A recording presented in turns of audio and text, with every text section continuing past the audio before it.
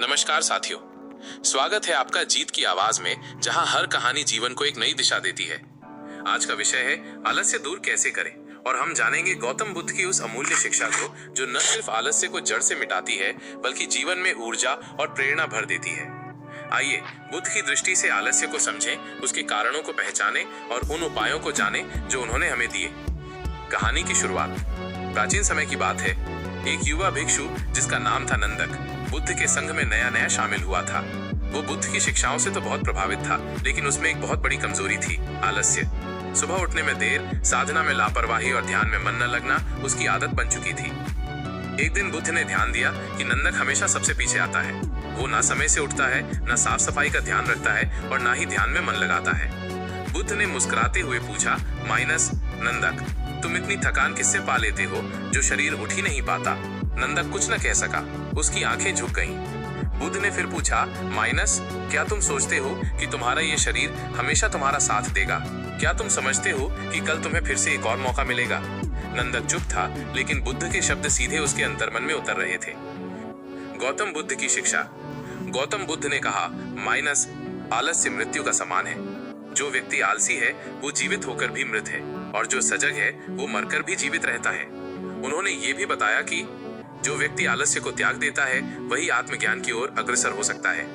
आलस्य सिर्फ एक शारीरिक स्थिति नहीं, ये मानसिक और आत्मिक जड़ता है। ये आपके कर्म, विकास और मुक्ति तीनों में बाधा है। धम्मपद से बुद्ध वचन। धम्मपद में बुद्ध कहते हैं, अप्रमादो अमृतम पथो, प्रमादो मरणम पथम। अर्थात सजगता अमृतत्व का मार्ग है और प्रमाद यानी आलस्य मृत्यु का मार्ग। आलस्य के कारण। बुद्ध ने आलस्य के 5 मुख्य कारण बताए। 1. कामनाओं में उलझाव, जब मन सांसारिक इच्छाओं में भटकता है। 2. अविवेकपूर्ण भोजन, अधिक भोजन, असमय भोजन शरीर को भारी बनाता है। 3. नकारात्मक संगति, आलसी लोगों की संगति मन को भी निष्क्रिय बना देती है। 4. उद्देश्यहीन जीवन, जब कोई लक्ष्य नहीं होता तो प्रेरणा भी नहीं होती। 5. वर्तमान क्षण से विमुखता, जो अब में नहीं जीता वो आलस्य में जीता है।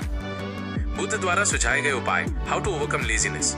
1. प्रमाद निष्क्रियता की पहचान करें। बुद्ध ने कहा, सबसे पहले आपको ये पहचानना होगा कि आप आलसी हैं। जब तक ये स्वीकार नहीं करेंगे बदलाव नहीं आएगा। 2. अब में जीना सीखो। बुद्ध ने सिखाया, अतीत में मत उलझो, भविष्य की चिंता मत करो, वर्तमान में जियो। जो वर्तमान में जीता है वही सक्रिय रहता है।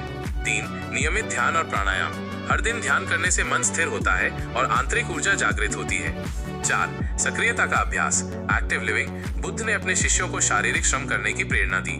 झाड़ू लगाना, बर्तन धोना, चलना, सब कुछ ध्यान के साथ।